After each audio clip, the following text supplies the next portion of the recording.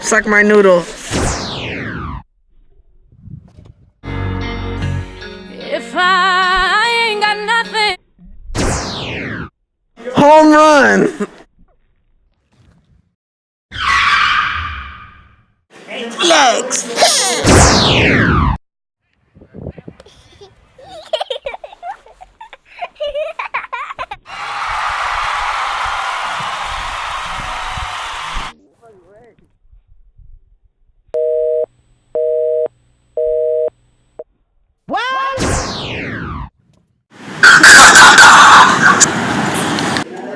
I love me some watermelon.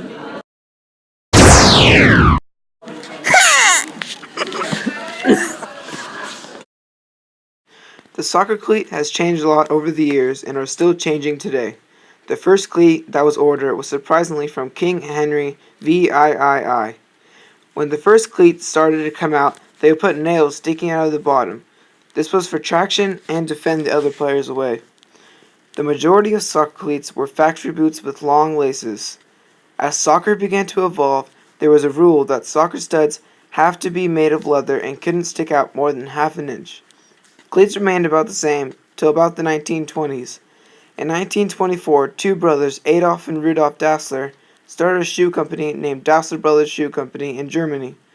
The brothers first made bobsledding shoes, but Adolf loved many sports and decided to make a soccer boot with replaceable studs according to the conditions of the weather that day. In the 1940s and 50s, soccer cleats began to change again.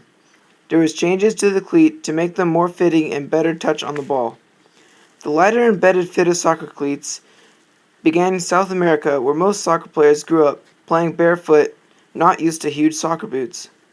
The big change in soccer cleat began a fight between the two brothers that closed their factory but created two new businesses. Adolf began the company Adidas, Rudolf began the company Puma.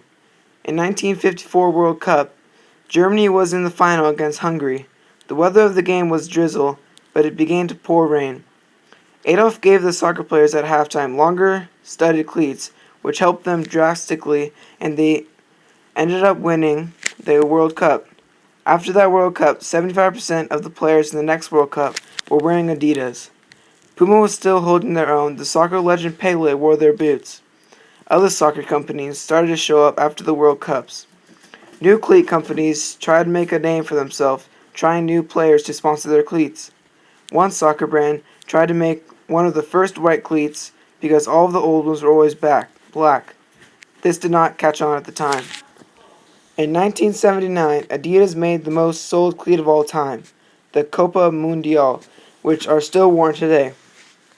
The leather of these cleats were kangaroo leather. In 1980, more companies such as Umbro, Lotto, Kelm, and Diadora. The biggest change in the cleat game was when Nike got on board. Nike was the first of its kind, making new boots named Tiempo, worn by the Brazil team in the 1994 World Cup. The biggest changes of soccer cleats have happened in the last 20 years, with the race with the lightest and best studs on the cleat. Nike has become a dominant soccer cleat company with their last two releases of the Hypervenom and the Magistas. Both of these cleats are very flexible and are made to be the lightest touch. The Magistas are the first made soccer cleat with their built-in sock. Over the many years, soccer cleats have evolved for the better with faster and better looking cleats, and it all started with a little sibling rivalry.